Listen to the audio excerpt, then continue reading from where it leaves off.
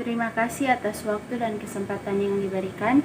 Kami dari kelompok 8 akan membawakan materi tentang teori kontingensi dasar untuk kepemimpinan yang efektif. Sebelum memulai presentasi, saya akan memperkenalkan anggota kelompok kami. Saya sendiri Maria Monika Tobi dan teman saya Wilmina Moiroi dan Januarius Ostus Kaisnube. Materi pertama akan dibawakan oleh saya. Teori kontingensi kepemimpinan yang efektif.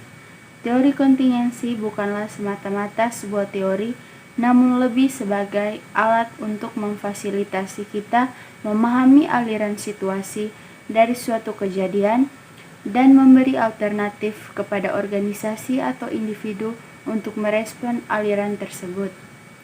Teori kontingensi bisa dikatakan sebagai subbagian dari teori terbuka, karena seperti teori sistem terbuka, kita bisa memahami aliran yang dinamis dari situasi, personal, dan sumber yang mengambil tempat di dalam organisasi. Kepemimpinan jenis ini memfokuskan perhatiannya pada kecocokan antara karakteristik watak pribadi pemimpin, tingkah lakunya, dan variabel-variabel situasional. Kalau model kepemimpinan situasi berasumsi bahwa situasi yang berbeda membutuhkan kepemimpinan yang berbeda, maka model kepemimpinan kontingensi memfokuskan perhatian. Selanjutnya akan dibawakan oleh teman saya Wilmina Moiroi. Baik, yang berikutnya faktor yang mempengaruhi keefektifan pemimpin. Yang pertama, hubungan antara pemimpin dan bawahan atau disebut leader-member relation. Yang kedua, struktur tugas atau the task structure. Yang ketiga, kekuatan posisi atau position power. Yang berikutnya, konteks teori kontingensi. Rencana-rencana kontingensi adalah respon pengganti yang diformulasikan untuk mempengaruhi hubungan antara situasi yang tidak menyenangkan dan outcome atau hasil.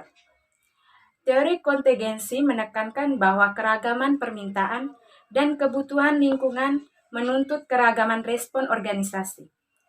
Yang berikut asumsi dasar.